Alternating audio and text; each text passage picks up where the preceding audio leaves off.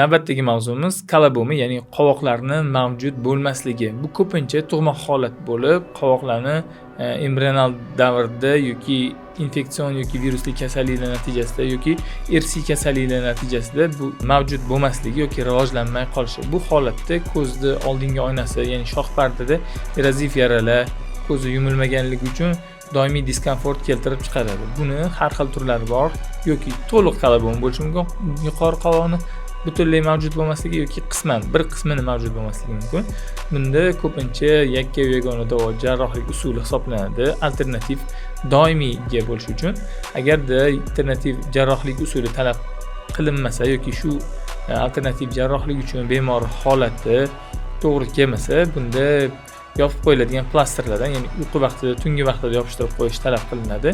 Bu ko'zni oldingi oynasida distrofik yaralarni keltirib chiqarishni oldini oladi. Bundan tashqari, agar kichkina bolalar bo'lsa, ularda tunda uxlashini, bezovtaligini ham oldini oladi. Har doim ham bitta o'zi alohida kelmaydigan mustaqil kasallik bo'lib qolmasdan, ko'pincha kompleks, ya'ni boshqa belgilar bilan, boshqa jismoniy nuqsonlar bilan birgalikda kelganligi uchun buni avval pediatr nazoratidan yoki o'sha o'zini davolovchi shifokori, doimiy nazoratda qilib turadigan shifokor bilan maslahatlashib rejalashtirish kerak va albatta yaxshi mutaxassisga murojaat qilish kerak.